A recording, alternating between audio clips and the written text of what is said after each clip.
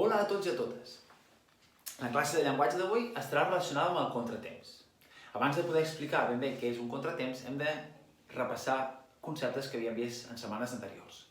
Com per exemple, que hi ha pulsacions que poden ser fortes i poden ser dèbils, que segons aquestes pulsacions ens determinar si és mètrica binària, ternària o quaternària. Que si tenim ritmes que són més ràpids que les pulsacions, aquests ritmes, aquestes notes, també tenen els seus accents. Per exemple, si tenim 4 semicorxeres, sabem que la primera semicorxera té un accent una miqueta més fort que les altres semicorxeres. Tot això és important per poder-nos explicar ben bé què és el contratemps. El contratemps és un efecte rítmic que es produeix quan una nota està en temps o part dèbil i abans hi ha un silenci que està en part forta. Tot això s'utilitza en ritmes com el reggae, l'ska, música actual, la música pop.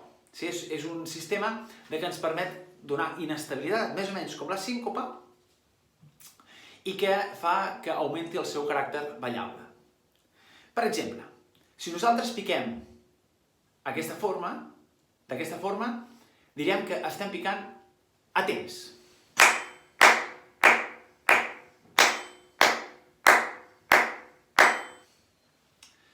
I si piquem d'aquesta forma, direm que estem picant a contratemps.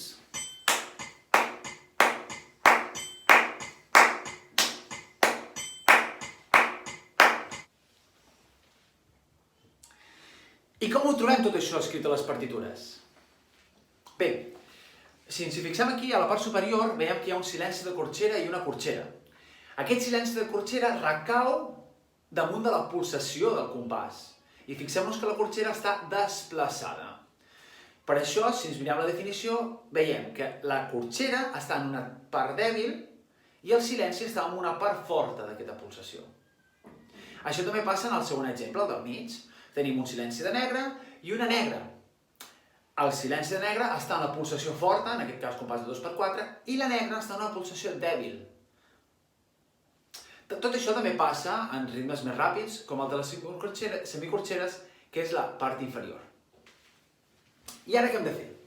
Doncs bé, en el full que us he passat, l'exercici 4, haureu de marcar tots els contratemps que hi hagi a la partitura. No caigueu en el parany. Recordeu, el silenci sempre ha d'estar en part o temps fort i la nota en temps o part dèbil.